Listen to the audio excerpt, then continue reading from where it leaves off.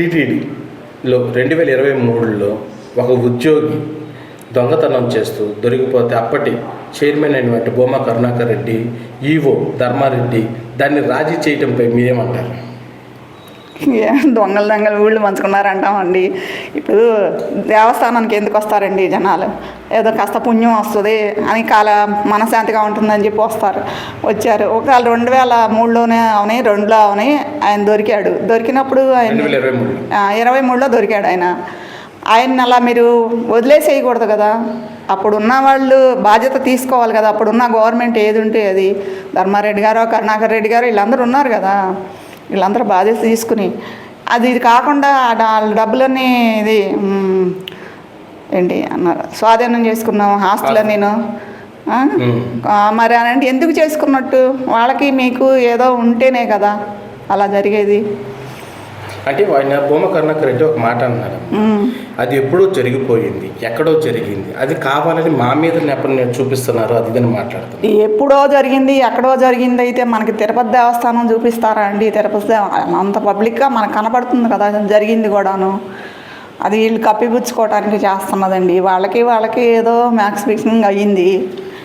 ఆ ఆస్తులు స్వాధీనం చేసుకున్నాము పెట్టాము అంటే ఎందుకు చేసుకున్నావు? పోనీ అది గవర్నమెంట్కి అప్పచెప్పావా లేదా మీరు తీసుకున్నారా? అదైనా మాకు జనాలకి తెలవాలి కదా, పబ్లిక్కి తెలవాలి కదా. అది మీరు ఇచ్చిన మీ డబ్బులు కాదు కదా, ప్రజల సొమ్ము, దేవుడి సొమ్ము. దేవుడి సొమ్ము దోసుకుని మీరేం బాగుపడతారు? దానికి ఒక లెక్క చెప్పాలిగా. ఈరోజు అడుగుతున్నారు, ఈరోజు ఉన్న గవర్నమెంట్లో అడుగుతుంది నిన్ను. చెప్పండి అదేం చేశారో చెప్పండి. ఇప్పటికి అంటే అది ఎప్పుడు జరిగిపోయిందని ఎప్పుడో జరగడం ఏంటండి? 2023 జరిగిందని చెప్తున్నారు కదండి. ఇంకా మీరు ఓటరించడమో అబద్ధాలు మాట్లాడటమో కాదు కదా. దొరికారు కాబట్టి ఇప్పుడు ఈరోజు అలా మాట్లాడుతున్నారు. అంటే భూమా కరుణాకర్ రెడ్డి అంటున్నాడు అది ఎక్కడో జరిగింది, అది కావాలని ఇటు చూపిస్తున్నారు. చూపించకుండా ఈయన అసలు అదేంటనేది ప్రూఫ్ చేసుకోవాలి కదండి. నిజంగా ఆయన అమాయకుడైతే నేను అమాయకుడిని, ఇది ఇక్కడ కాదు ఎక్కడదో నన్ను, అది కూడా నువ్వు చూపించు, పబ్లిక్ చూపించు, జనం ఒప్పుకుంటారు. అంతేగాని బిల్లి పాలు తాగితే కళ్ళు మూసుకున్నట్టుగా మీరు అన్నీ చేస్తూ ఉన్నారు. ఇక్కడ కాదు అది ఎక్కడదోనూ, దానికి మాకు సంబంధం లేదు అంటే ఎలా అవుతుంది? 100 కోట్ల ఆస్తులు అంటే మాటలా అవన్నీను? ఏం చేశారు అదంతా మీరు లెక్క చెప్పాల్సిన బాధ్యత అయితే ఉంది కదా. నేను కూడా ఒక భక్తురాలుగా అడుగుతున్నాను.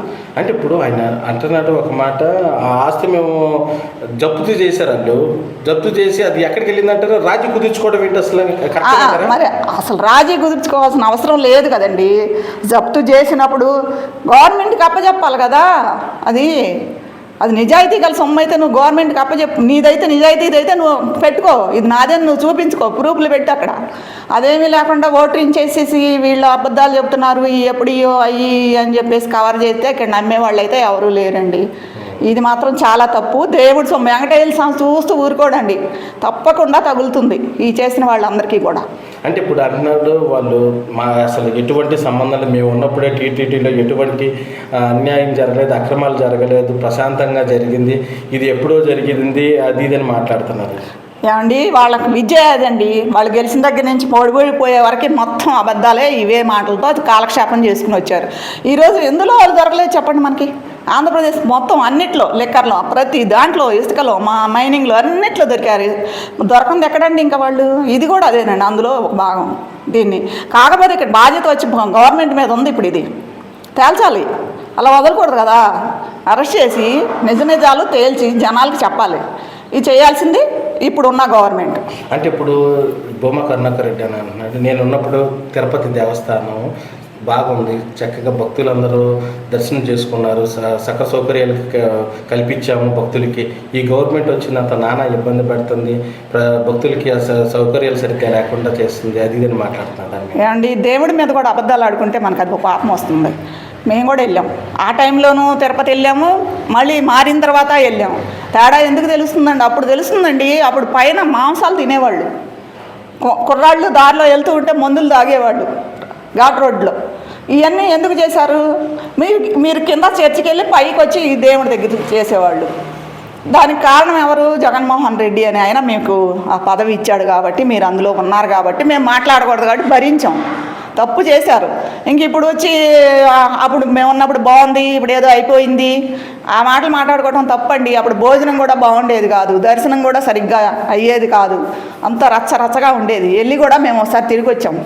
అంటే ఇప్పుడు ఒక మాట అన్నారు, ఈ 100 కోట్ల ఆస్తులు ఇప్పుడు అతని దగ్గర నుండి స్వాధీనం చేసుకున్న ఆస్తులు ఎక్కడికి వెళ్ళాయని అనుకుంటున్నారు మీరు?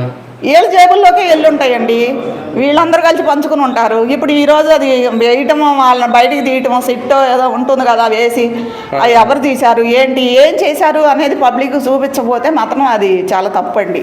ఇప్పటికైనా గవర్నమెంట్ కూడా కళ్ళు తెరిచి దాని గట్టిగా యాక్షన్ తీసుకోవాలని చెప్పేసి మేము కోరుకుంటున్నామండి.